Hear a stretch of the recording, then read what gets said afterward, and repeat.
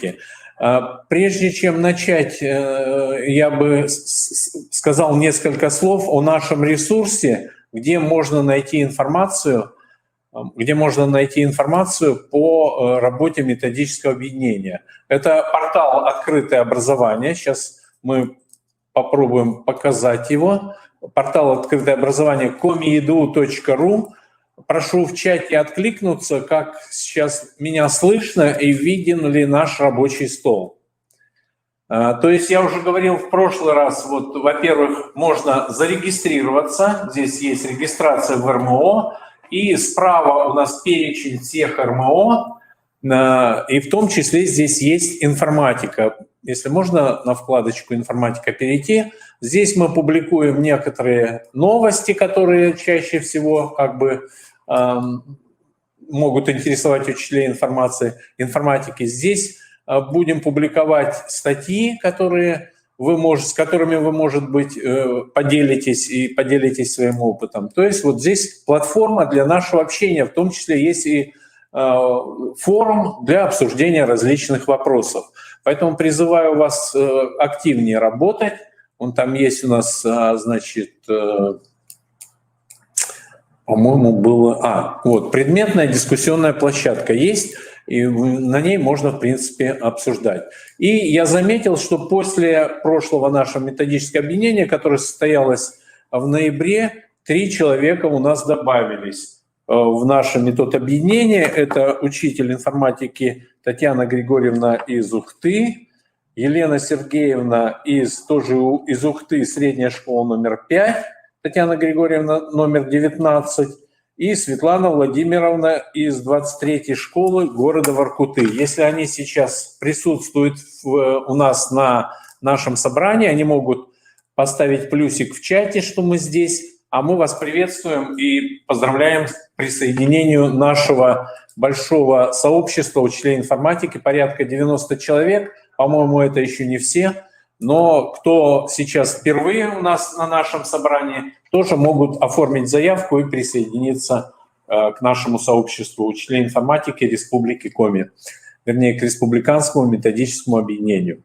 А мы начинаем реализацию нашей сегодняшней повесточки, и я предоставляю слово Дуркину Олегу Леонидовичу, председателю как раз ОГЭ по информатике в Республике Коми, учителю информатики Коми-республиканского лицея при СГУ и замдиректора, да? Да, и замдиректора по информатизации. Олег Леонидович, пожалуйста, что нас ждет, как, где, почему? Добрый день, коллеги. Надеюсь, все в курсе, что в 2019 году у нас произошли масштабные изменения КИМ ОГЭ по информатике и по другим предметам. Это как раз было связано с тем, что мы переходим на новые образовательные стандарты. Как раз в 9 класс дошли до ВГОСов. Но, к сожалению, в прошлом году ОГЭ по информатике отменили, вообще все ОГЭ отменили. Поэтому апробации этот КИМ не прошел. Давайте рассмотрим основные изменения, которые произошли в 2019 году. И они плавно к нам перешли и в 2021 год. Основное изменение было связано с тем, что полностью отменили задания с выбором варианта ответа, уменьшилось количество заданий, где необходимо написать, так скажем, уменьшилось количество заданий с тестовых заданий. Задания стали более практикоориентированными. И в тестовой части стало всего 10 заданий. Задание номер 1. Оно как было на определение количества информации, так и осталось. Единственное, что у нас здесь нет выбора варианта ответа, а также изменилась формулировка задания. Задание номер 2 осталось без изменений. Задание номер 3 также осталось без изменений. В задании номер 4 на первый взгляд осталось без изменений, но появилось какое-то дополнительное условие. В данном случае необходимо посещать какую-то вершину, и у большинства учащихся вызывает небольшие затруднения. Задание номер 5 практически осталось без изменений. Задание номер 6. В КИМах до 2019 года подобное задание было. Немножко поменялась формулировка. Никаких трудностей вызывать не должно.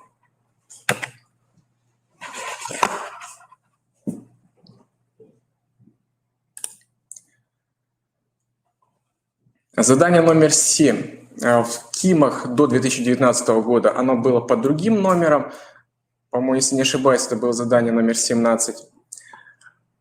Задание номер 8. Такое задание спустилось к нам в ОГЭ из ЕГЭ. Кстати, в ЕГЭ его убрали, но в ОГЭ оно появилось в упрощенном виде. Очень похоже на задание 18, которое было в ОГЭ, но немножко поменялась формулировка. Задание номер 9. Похожее задание было в КИМах до 2019 года, но также появилось дополнительное условие. Это либо посетить какую-то вершину, либо, наоборот, не заходить в какую-то вершину. То есть это задание также спустилось нам из ЕГЭ. 10-е задание, это просто задание на перевод из одной системы числения в другую. В КИМах до 2019 года было задание просто с двоичной системой числения. Здесь количество систем числения увеличено. В принципе, тестовая часть в целом стала проще. Во-первых, уменьшилось количество заданий с 18 до 10. Но единственное, что, еще раз повторюсь, нет заданий с выбором варианта ответа. Так, много вопросов вызывает задание 11 и 12. К сожалению, не могу ответить на такие вопросы, как конкретно будет это проходить. Это надо обращаться к техническим специалистам, которые будут проводить задания. Суть вопроса в том, что как дети будут выполнять. То есть они с самого начала садятся за компьютер и выполняют все задания, либо сначала выполняют задания, первых 10 заданий, потом садятся за компьютер. На этот вопрос я пока ответа не знаю. Будет обучение технических специалистов, и они уже ответят. Задания 11 и 12 сами по себе довольно-таки простые. Абсолютно новые задания, которые появились, это задание номер 13. Задание номер 13 – это задание 13.1 и 13.2. В задании 13.1 необходимо создать презентацию. В задании 13.2 необходимо заполнить документ текстовый. Тут больше всего вопросов по оцениванию. Вам, как учителям, которые объясняют детям, как их выполнять, критерии оценивания не так важны. Самое главное – объясните детям, что нужно четко выполнять техническое задание, которое здесь дано. Если говорят, что все шрифты должны быть из одного семейства, значит, нужно выполнять так. Желательно не использовать никакого оформления. То есть оно возможно, но, как правило, оно может привести к тому, что автоматически поменяется шрифт, поменяется размер шрифтов, и ребенок получит 0 баллов. Как правило, в этом задании необходимо создать 3 слайда. На слайде номер 1 это название презентации, на слайде номер 2 и на слайде номер 3 необходимо выполнить все так, как вам показано в макете. Сейчас макет. Вот такие макеты. Необходимо выполнять презентацию примерно как изображено на макетах. Имеется в виду именно примерно. То есть должно быть так, что давайте рассмотрим слайд номер 2. То есть картинка должна быть левее текстового блока. Обязательно должно быть 2 текстовых блока, а не один текстовый блок, разделенный абзацем.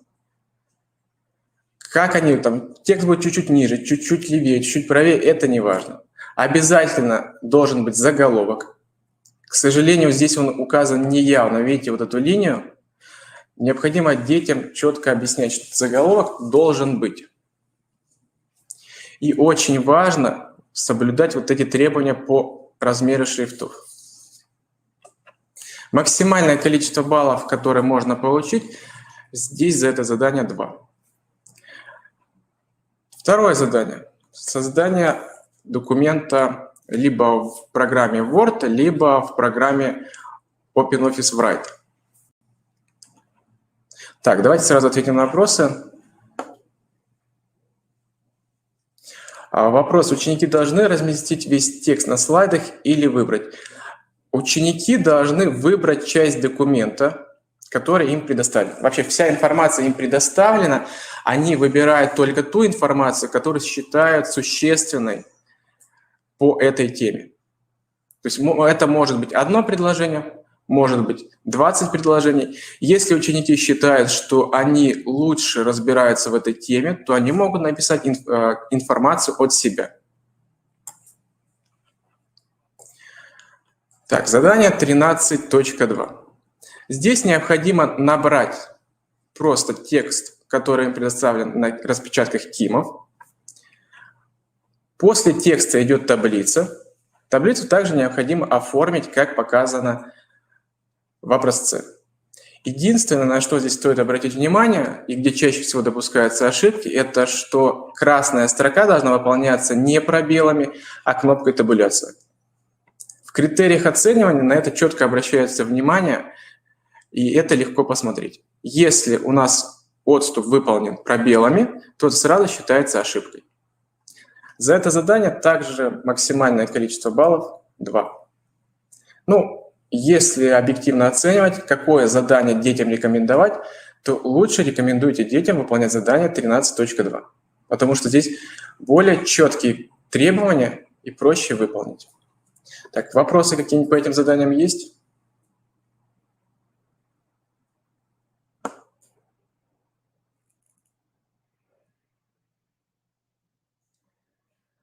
Да, для оценивания существует таблица,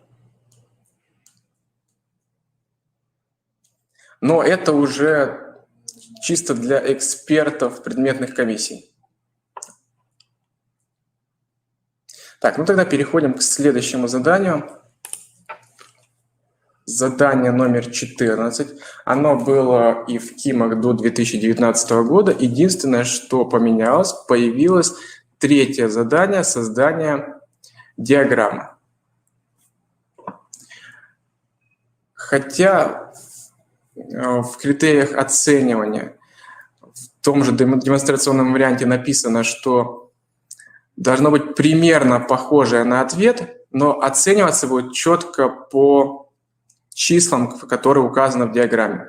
Если в диаграмме круговой должно быть отношение, например, 10, 15, 20, а у вас показано 10, 16, 20, внешне это будет, диаграмма будет выглядеть так же, но задание третье не будет засчитано. Так, вопрос по заданию номер 11. В задании 11, если ответ в виде числа лет 16, как записать в бланк? Тут вопрос, наверное, тоже не ко мне, а к техническим специалистам, которые будут на экзамене. Я думаю, не должно быть никакого двоякого понимания вопроса, который просят записать детям. В КИМах, по крайней мере, заместитель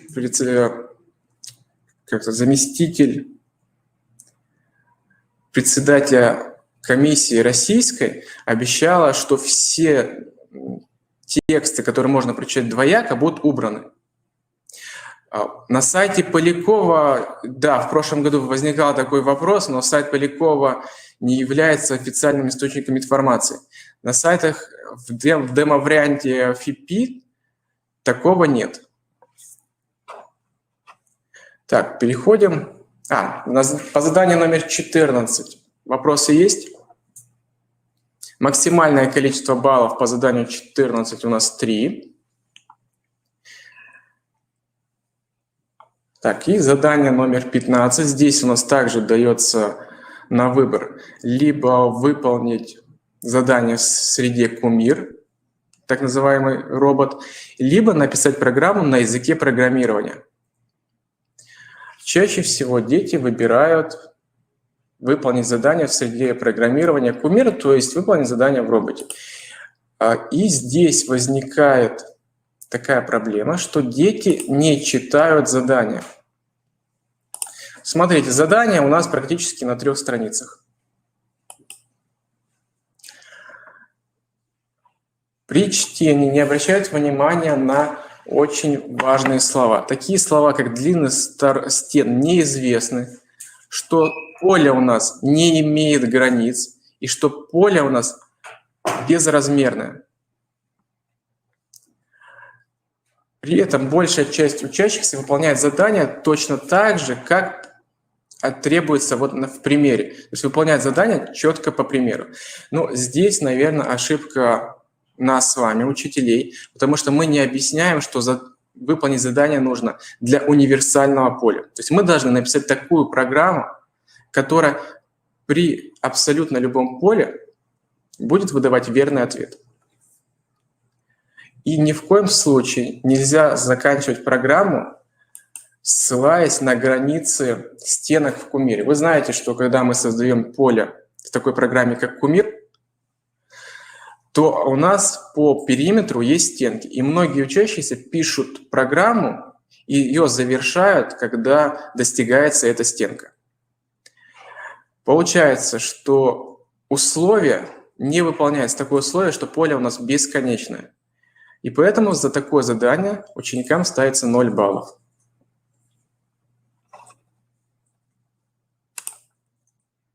Ну и последнее задание, это задание 15.2. Это необходимо написать программу. Но чаще всего ученики с этим заданием, кто приступает, справляются неплохо.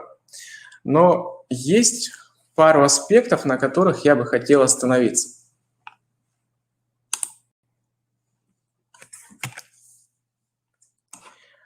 Я думаю, все вы понимаете, что кроме знаний по информатике, мы проверяем еще такую технологию, как технология осмысленного чтения.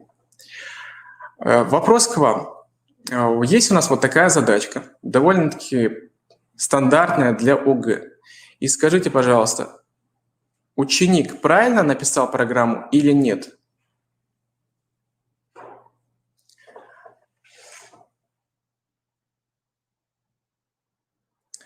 Так, давайте в чат напишите плюсик, если программа написана верно, минус, если неверно, и свои комментарии, почему неверно.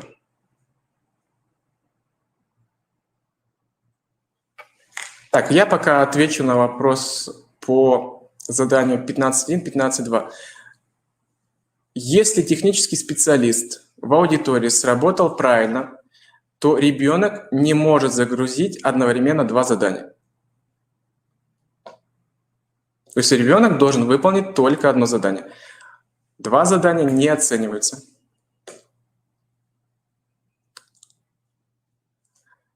Так, переменная x не определена.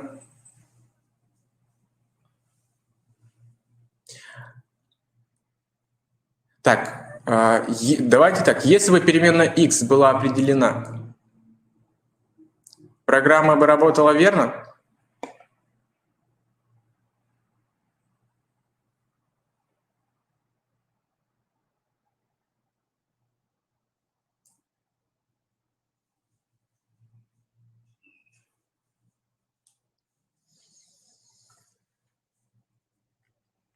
Так, пока не...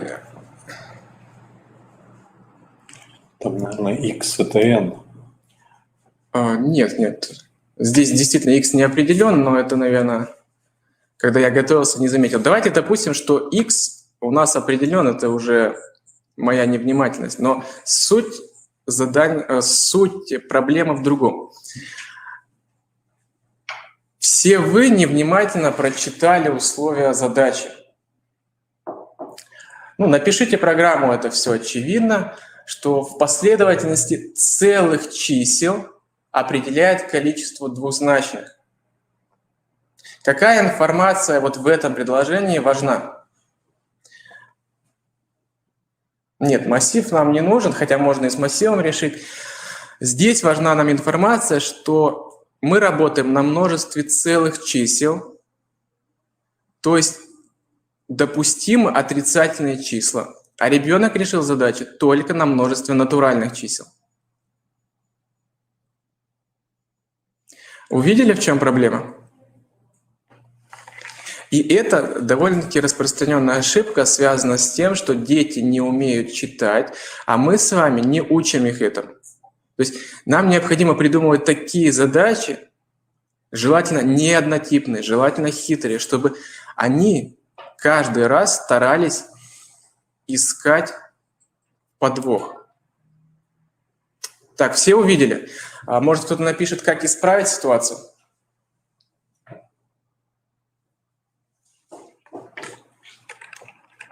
Так, следующее.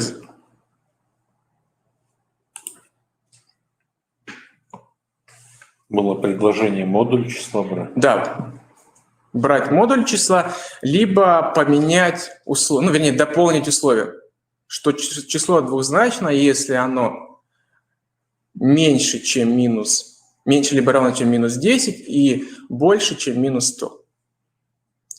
Следующая ситуация, но я уже нашел свою собственную ошибку, x не определен, пусть x у нас будет определен. Кто мне скажет, верно решена программа или нет?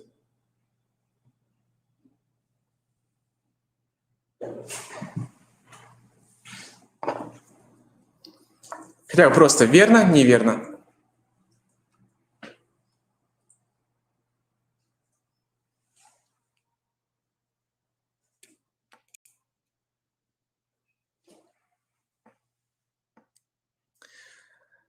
Да, программа вроде бы будет работать, но переменная максимум у нас определена неверно. По условию задачи у нас введенные числа не превышают по модулю 30 тысяч, поэтому переменная максимум должна быть либо минус 30 тысяч, либо еще меньше, чем минус 30 тысяч. Здесь проблема заключается в том, что дети решают задачу для конкретных тестов, которые даны в задании. Вот какие бы вы варианты ОГЭ не рассматривали, там нам дан только один тест. И этот тест, как правило, не покажет все ошибки в задачах. Кроме того, что нам необходимо научить детей внимательно читать условия задачи, нам необходимо научить детей составлять правильно тесты. Ну, для начала нам необходимо научиться самим составлять эти тесты.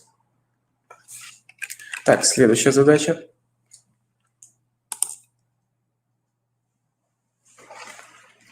Вот здесь классический x не определен. Пусть будет, что определен.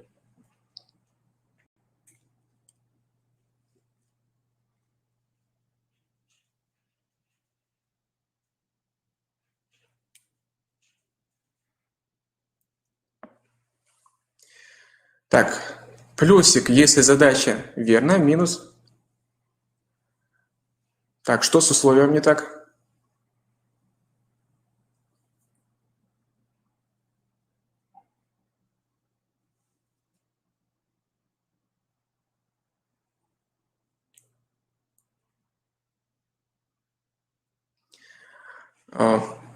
Уважаемые коллеги, у нас 43 человека, плюс-минус там 5 человек.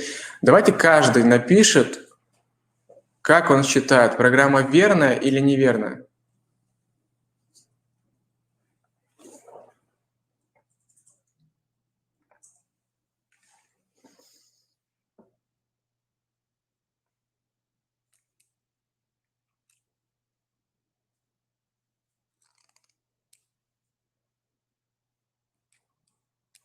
Так, стали писать, что программа верная.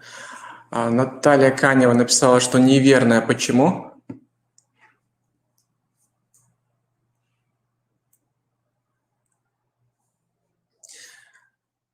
Да, программа неверная.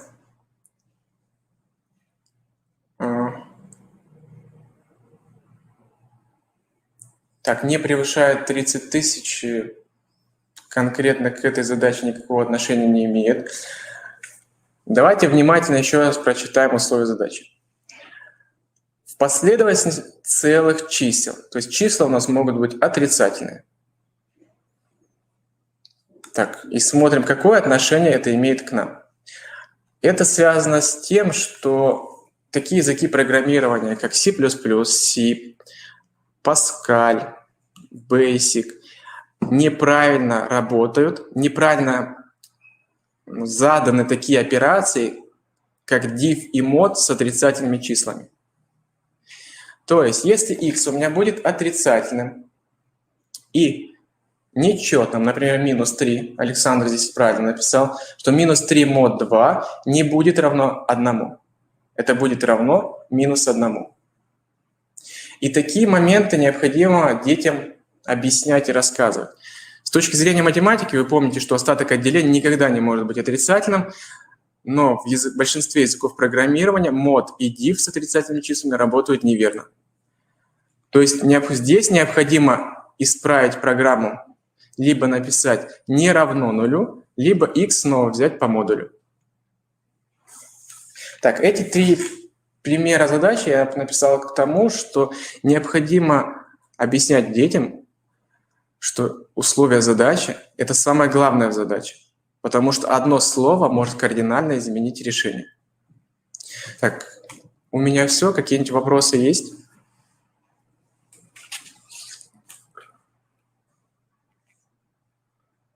Коллеги, вопросы? Спасибо, Олег Леонидович. Так. Я думаю, если вопросы возникнут... там был еще вопрос. Так, практика не обязательно. Минимальное количество баллов можно набрать и без практической части. И еще был вопрос, готовы ли поделиться вы своими наработками по подготовке к ОГЭ? Да, я готов. В самом начале в чате был вопрос. Я готов, могу сборник вот таких заданий дать, где задача на первый взгляд выглядит стандартно, но на самом деле она довольно-таки хитрая. Напишу сейчас электронный адрес в чат. Кому интересно, мне напишите, я вам отвечу. Спасибо. Может быть, есть возможность, если это уже как бы крутые наработки, вот как раз разместить на нашем портале в качестве распространения опыта, Да, если давайте. у тебя что-то готово уже. Да, есть сборник заданий. В принципе, я опубликую в ближайшее время. Хорошо, договорились.